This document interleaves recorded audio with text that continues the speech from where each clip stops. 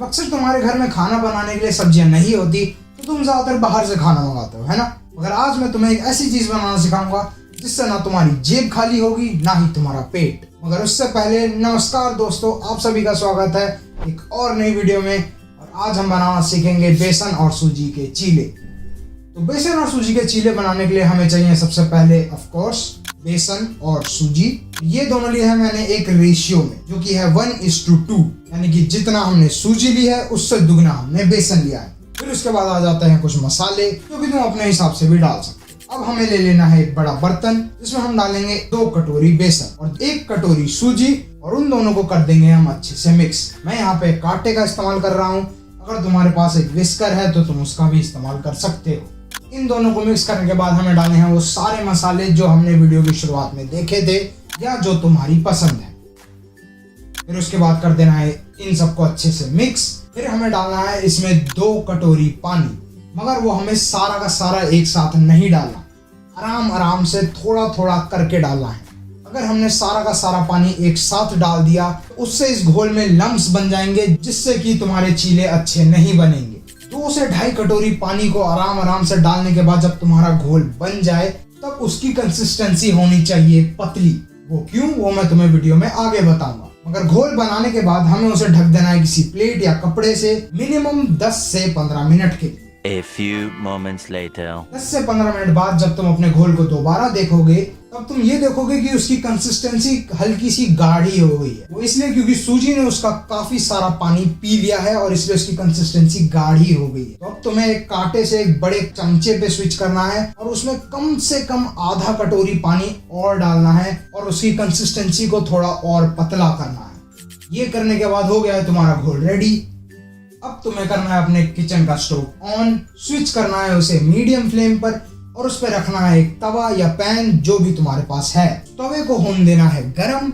अब चीलों को फ्लिप करने के लिए हमें यहाँ पे इस्तेमाल करना है एक कड़छा या पलटू, कुछ इस तरीके का, जिससे कि चीले आराम से फ्लिप हो जाए। तवे के गर्म हो जाने के बाद तुम उसमें डालो 1 चमचा घोल और उसे बीच में से गोलाई में फैलाना शुरू करो। अगर तुम्हारा चीला चिपक रहा है तो इसका मतलब तवा ज्यादा ही गर्म हो गया है या फिर तुमने तवे पे कुछ ज्यादा ही तेल लगा दिया है। अगर चिंता मत करो, उसे फिर भी फैलाते रहो। चीला अगर कुछ ज्यादा पतला लगे तो उसके ऊपर तुम थोड़ा और घोल डाल के फैला सकते हो। फैलाने के बाद चीलों के कोनों पे डालो हल्का हल्का तेल और उसके सेंटर में भी डाल दो थोड़ा सा तेल, जिससे कि वो चिपके ना। जब चीला ऊपर से तुम्हें पूरा पका हुआ दिख जाए या फिर आधे से ज्यादा पका हुआ दिख जाए तब इसका मतलब है उसका बेस पक चुका है। और अब कड़छू से उसे हटा के पलट लो। जैसा कि तुम्हें यहाँ दिख रहा होगा अभी भी थोड़ा बहुत हिस्सा है जो पका नहीं है और हम उसे बाद में पका ले। अब दूसरी साइड को भी पकने का टाइम दो। जब चीला दूसरी साइड से भी पक जाए तब उसे उठा के एक और बार फ्लिप कर दो, क्योंकि हमें हमारी पहली साइड को फिर से थोड़ा पकाना है। और उसको भी पकने के बाद चीले को उतार के साइड में रख दो और अब कर दो फ्लेम को लो पर, क्योंकि अब हम बनाएंगे लो फ्लेम पर चीला। पिछली बार की तरह ही घोल को डालो, उसे बीच में से गोलाई में फैलाओ और अगर चिपके तो कोई चिंता मत करना और अगर चीला ज्यादा पतला लगे तो उस पर थोड़ा सा और घोल डाल के फैला लो। फिर से चीले के कोने पे डालो तेल और उसके सेंटर पे भी डालो थोड़ा सा तेल।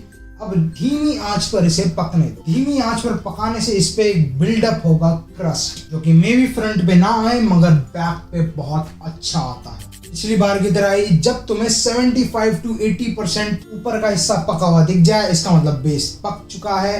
अब उसे कड़छू से उठा लो और फ्लिप कर दो और देखो कितना प्यारा टेक्सचर आया है। और अब उसकी पीछे की साइड को पकने दो धीमी आंच पर। धीमी आंच पर बनाने में थोड़ा टाइम लगता है मगर पहले फ्लेम मीडियम पर थी इसलिए उतना टाइम नहीं लगेगा क्योंकि तवा पहले से ही गर्म है। तुम चीले को उस तरफ से दबा भी सकते हो जिस तरफ से तुम्हें ज्यादा क्रस्ट चाहिए।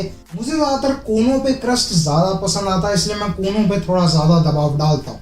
और देखो कितना बढ़िया क्रस्ट आया है। दूसरी साइड भी ढंग से पक जाने के बाद चीले को उठा के रखो साइड में और फ्लेम को कर दो ऊपर। और एक एडवाइस, चीलों को हाई फ्लेम पे तब बनाना जब तुम्हें ज्यादा जल्दी है और पूरे टाइम उनके पास ही रहना, क्योंकि हाई फ्लेम पे आने से चीले ज्यादातर जल भी जाते हैं। तुम चीलों को बेसिकली केचप के साथ, चटनी के साथ, दही के साथ या सब्जी के साथ भी खा सकते हो। Now enjoy your meal. अगर तुम्हें ये रेसिपी पसंद आई हो तो वीडियो को लाइक जरूर करना, अपने फूडी दोस्तों के साथ इसे शेयर जरूर करना। तुम्हारे इस रेसिपी के बारे में क्या थॉट्स हैं मुझे कमेंट सेक्शन में जरूर बताना, और ऐसी ही टेस्टी रेसिपीज के लिए सब्सक्राइब टू माय चैनल। मिलूंगा तुमसे नेक्स्ट वीडियो में, तब तक के लिए बाय बाय।